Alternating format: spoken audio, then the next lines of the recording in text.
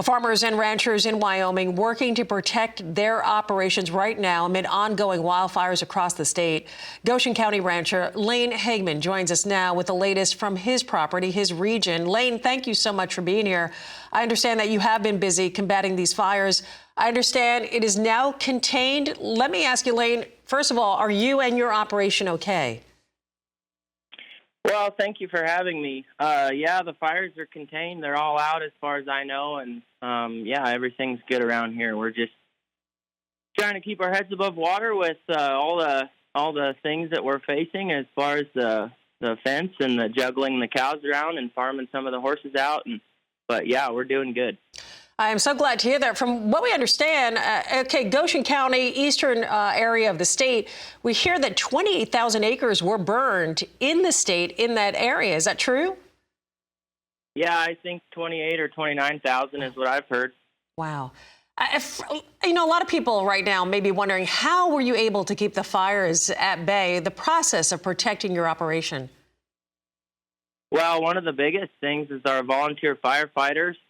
And also all of our friends and neighbors and relatives that were just so ready and willing to help. There was so many people that were right here at the right time that were ready to fight it.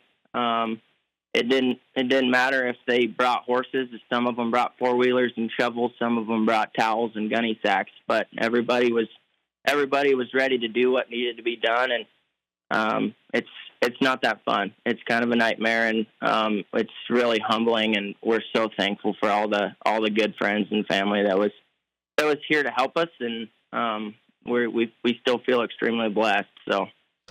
It's just devastating to see some of these pictures, and I can't imagine how scary it is to be in the midst of that and trying to keep your operation at bay and keep it safe. From what you're saying, the damage right now, damage to the fencing, any other structural damage? That's one of the things that we're most thankful for. There was no loss of any human life, and we saved all the structures in all the 29,000 acres that I know of. It didn't burn a house or a barn or a set of corrals. It didn't burn anything, and it didn't kill any livestock. And so we are thankful for that. But yeah, it was, the fences are a big thing. Burned up a lot of grass.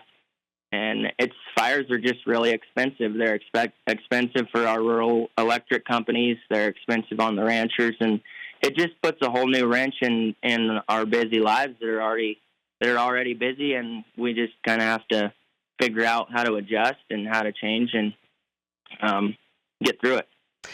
Just real quick before I let you go, unfortunately, Lane, we're out of time, and I'm so glad that everybody is okay. How long have you been ranching there, and how many fires have you seen in that area? My granddad bought this place in 1960, but we don't see very many large wildfires here. Our grass is a little shorter. The fires don't burn as hard and as fast as they would maybe over in the sandhills in Nebraska, or some of the devastating fires that we've seen in Kansas, Oklahoma, Texas. So we see a lot of grass fires. It's really dry, but we don't see a ton of fires of this magnitude here.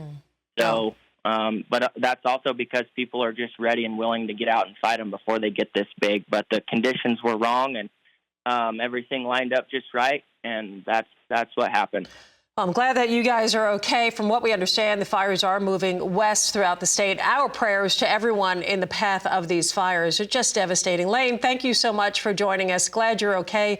I know you've got some recovery efforts on that fencing, and I know that's going to be some hard work that still lies ahead. Appreciate you being here. Lane Hageman with the Wyoming Farm Bureau Federation. Appreciate you very much.